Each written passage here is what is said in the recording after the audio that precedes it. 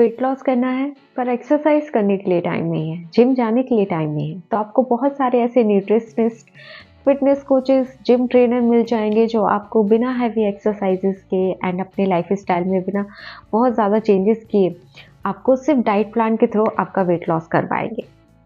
सो अगर कोई आपको ये प्रॉमिस करता है, so I humbly request that do not follow for these kind of advises.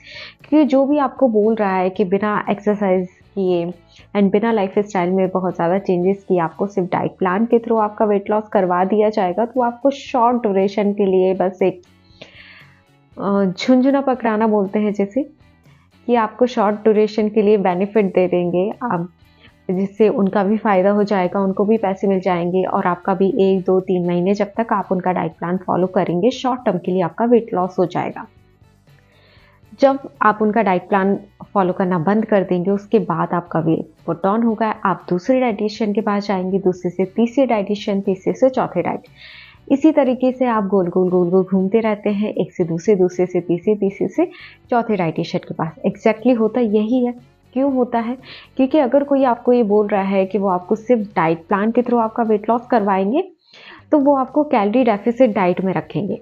और अगर वो आपको कैलोरी डेफिसिट डाइट में रख रहे हैं, उस टाइम पर आपको सप्लीमेंटेशन भी नहीं दे रहे हैं, तो डेफ़िनेटली जो आपका वेट लॉस होगा वो शॉर्ट ड्यूरेशन के लिए ही होगा।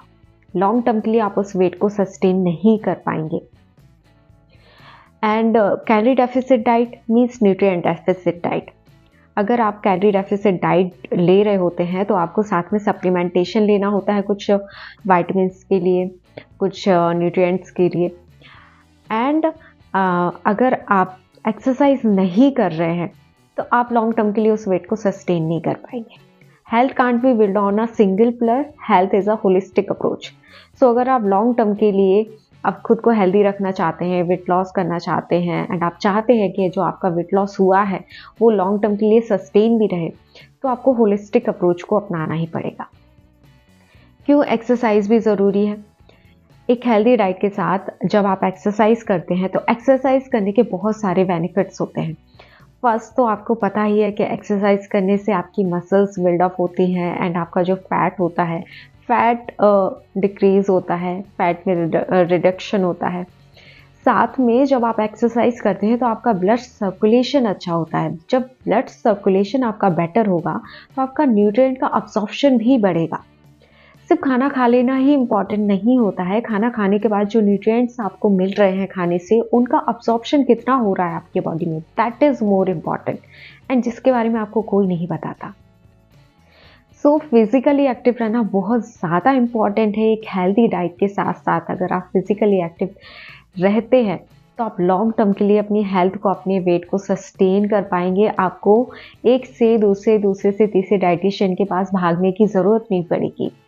इसलिए स्टे सेफ। हर किसी एडवाइस को आपको फॉलो नहीं करना है। थोड़ा सा अपनी बॉडी की फिजियोलॉजी को समझिए, आपकी बॉडी फंक्शन कैसे करती है, उसके बाद किसी भी एडवाइस को आप अपनी डेली रूटीन में अपनाइए।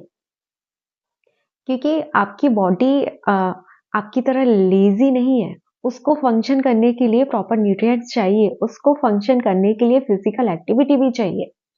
जस्ट बिकॉज आपके पास टाइम नहीं है पर आपकी बॉडी तो काम कर रही है ना 24 आवर।